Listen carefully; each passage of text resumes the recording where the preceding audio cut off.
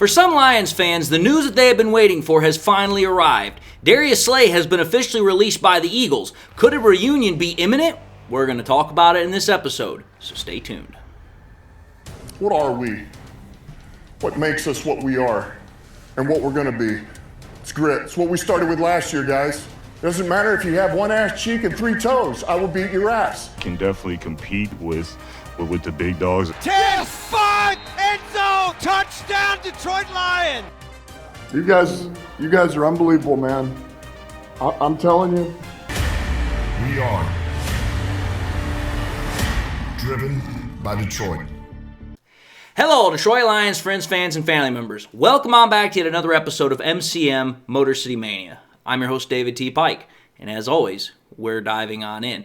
Again, folks, I just want to say thank you all to those that have donated to my GoFundMe page. Again, those that have done so, you guys are an absolutely amazing crowd. Once again, we'll post a picture of it up here. I will also, put the description link in it as well, so that way you guys, if you wish to donate, you guys can continue to do so. But again, I always want to express my gratitude, my thankfulness, my appreciation, and having said that, we're going to dive now into the content.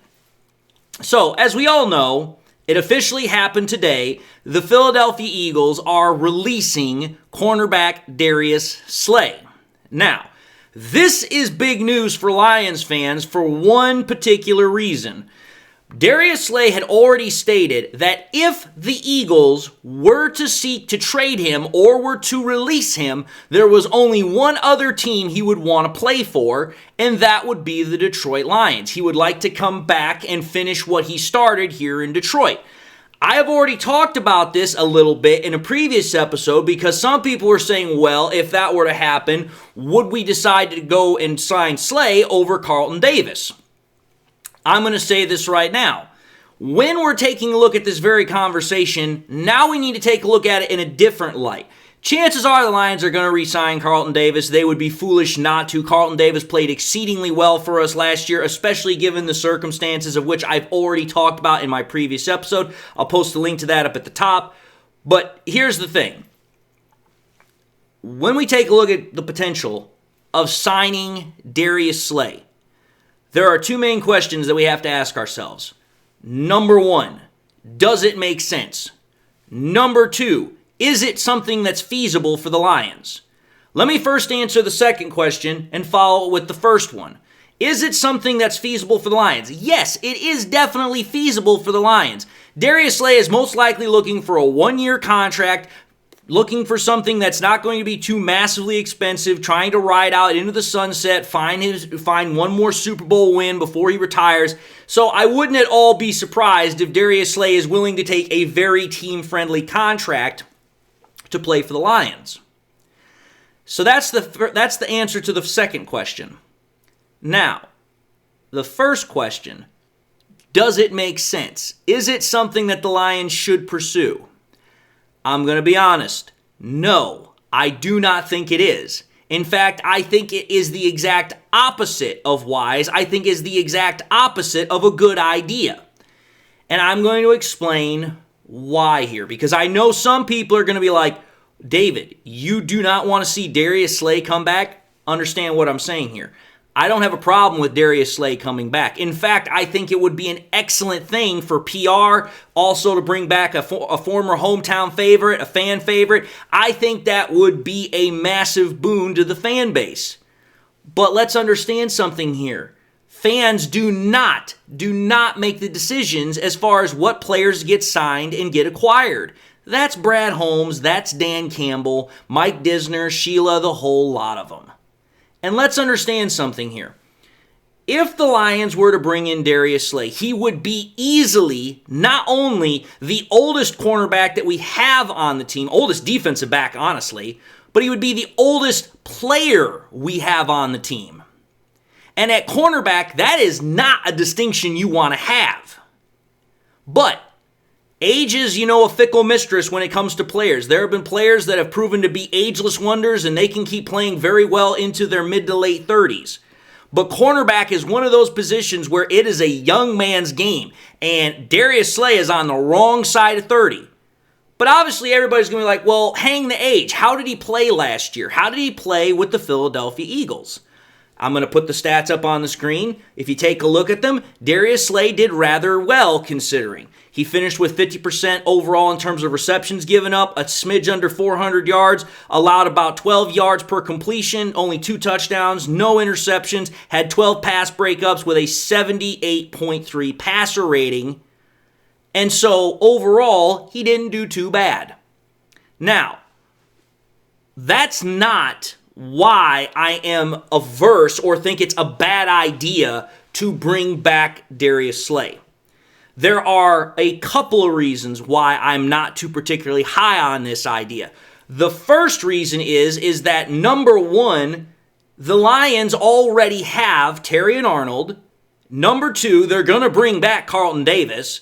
But also, number three, we have a guy that we drafted with Terrion Arnold last year in Rakestraw that we really don't know what the hell we have in him yet. So we have 2 guys that have proven that they can play at the NFL level, and we have 1 guy that we don't know what we have, but based upon what we saw in college, this guy can play pretty good. But I know some people are going to say, well, David, that's all fine, great, grand, and glorious, but Terrion Arnold didn't exactly play well last year. Well, I will say this. If you look at the total statistics, yes, it does appear he didn't play very well last year.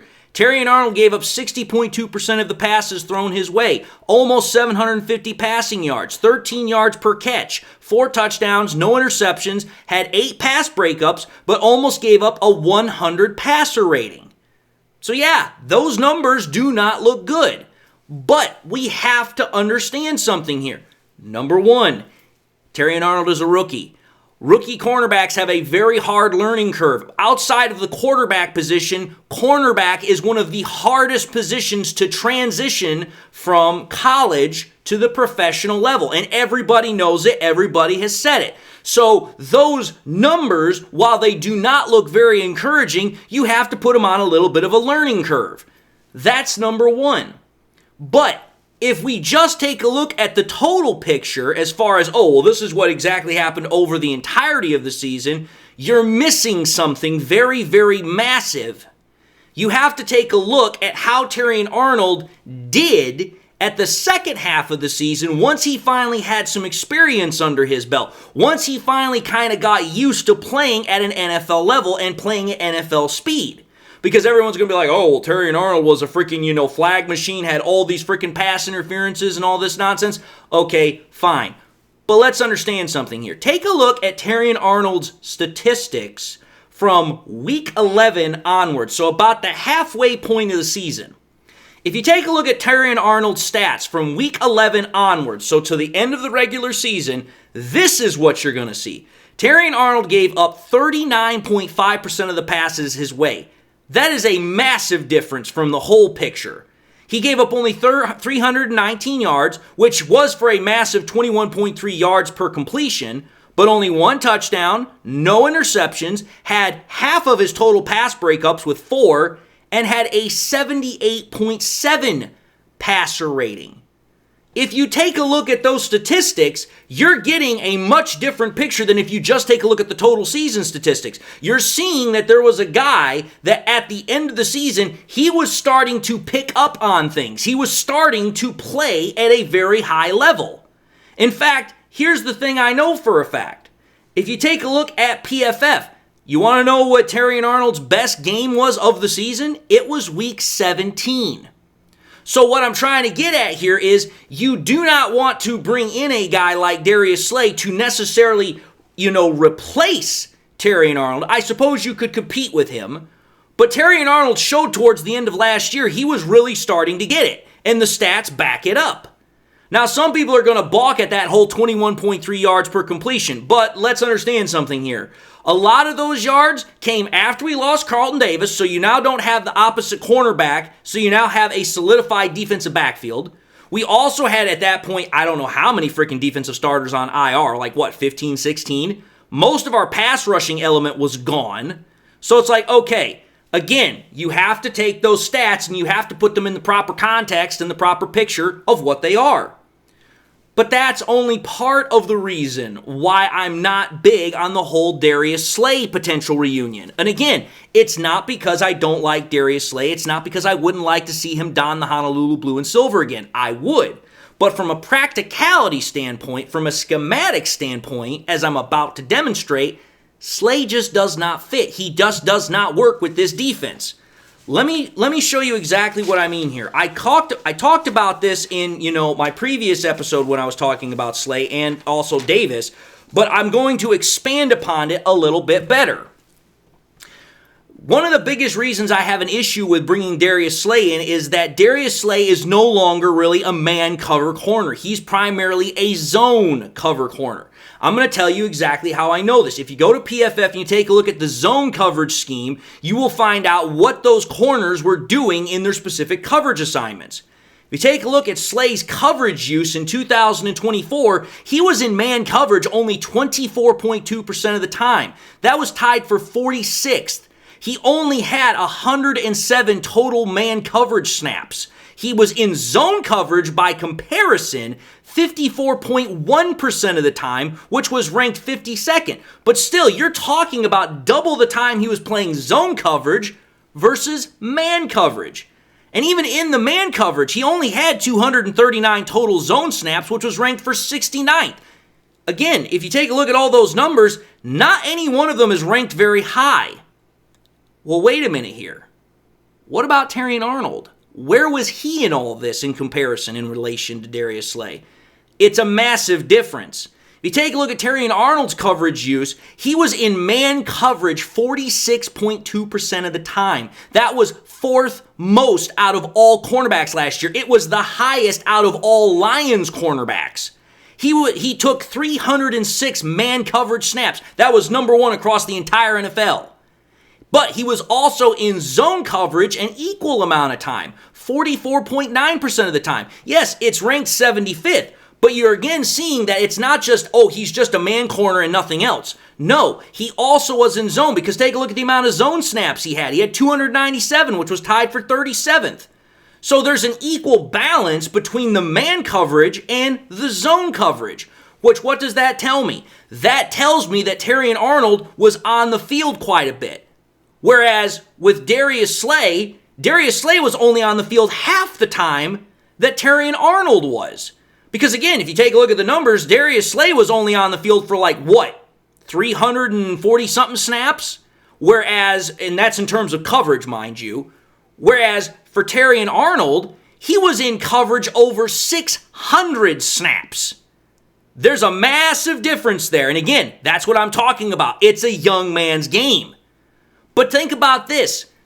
What were those two guys' stats while they were in man coverage? That's where it gets really interesting. Because again, why am I focused so much on man coverage? This defense is a heavy man defense. It is a defense that uses man defensive schemes a hell of a lot. Which means you have to play man. And you have to play man not only often, but you have to play it well. Well, what was Terrion Arnold's stats in man coverage last year? Terrion Arnold's coverage stats in man coverage, he allowed a 49.1% completion rate in man coverage. That was ranked 22nd out of all cornerbacks. For a rookie, that's pretty damn good. He allowed 369 yards, which was ranked 76, so yeah, that was pretty bad. That was near the bottom. He allowed 13.2 yards per catch. That was towards the middle, tied 45th. But he only allowed one touchdown, which was tied 16th. No interceptions, had 5 out of his 8 pass breakups in man coverage, and he had a 75.8 passer rating, which was again ranked 21st. So what am I hearing here? Terrion Arnold did exactly what he was supposed to do as a man cover corner, and as a rookie, he did it actually rather damn well. And what that also ought to tell you is this. Where a lot of those numbers that we talked about earlier from the total picture with Terrion Arnold came from, it wasn't from man coverage, which we primarily run. It was from zone coverage. Now, what about Darius Slay? Darius Slay, on the other hand, in vast comparison, only had 8 completions for 17 attempts. He had 40 less coverage snaps in which he had the ball thrown to him in man coverage compared to Terrion Arnold. Now, granted, the completion percentage is better. It was 47.1%. But again, you have 40 less balls thrown your way you have to cover. I would expect your number is going to be a bit better. He only allowed 82 yards, 10.3 an average a catch. So again, ranked 13th, tied 17th. 1 touchdown, just like Terrion Arnold. No interceptions. 3 pass breakups, which was tied for 18th. But his passer rating was worse than Terrion Arnold, an 81 even, which was ranked 26th. What am I getting at here? Yes, I would love to see Darius Slay don the Honolulu blue and silver again. I would love it for the sentimentality. I would love it for the reunion. I'd love it for the PR. I would love it to bring back a fan favorite here. Absolutely 100%. Will not deny it. It makes total sense from that perspective. But if we're talking about, is Darius Slay a coverage scheme fit? No, he's not. Can Darius Slay keep up with the type of defense that we run? No, he cannot. He's gotten old. And I hate to be so blunt about it, but he is not physically fit enough. He's not physically able enough to play a heavy man defense. Because again, if you take a look at the stats, he's been playing zone defense for a long time. Zone is a completely different kind of coverage concept and a coverage assignment compared to man. It's much more physically demanding. It's much more physically rigorous. For a 34-year-old to all of a sudden switch back from being a zone corner to a man corner at age 34? Dude, you'd have better chances of trying to get a chicken to lay a golden egg. And there's a reason why I use that euphemism, because the only time you ever go and find it is in fairy tales. I'm just saying. So yes, I understand the allure. I understand the attraction of bringing in Darius Slay. It makes a lot of sense from that perspective. But from a practicality, from an understanding of what the defense is going to require of him, it couldn't be more of an odd job fit if you tried. It absolutely is just a horrendous idea. That's my argument. But anyway, folks, I'm going to end this episode. And with that, I just want to say thank you all for watching in another episode of MCM Motor City Mania. If you like what you saw, by all means, I highly encourage y'all to watch the next episode. Also encourage y'all to do one of these 3 things: like, comment, and subscribe.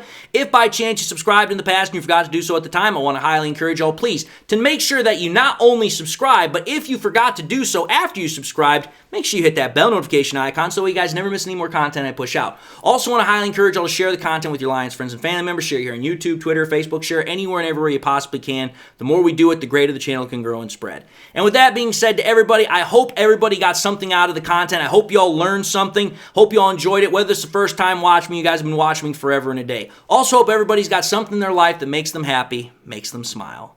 God bless, my friends. And until the next time we meet, I'll see you all in the next episode.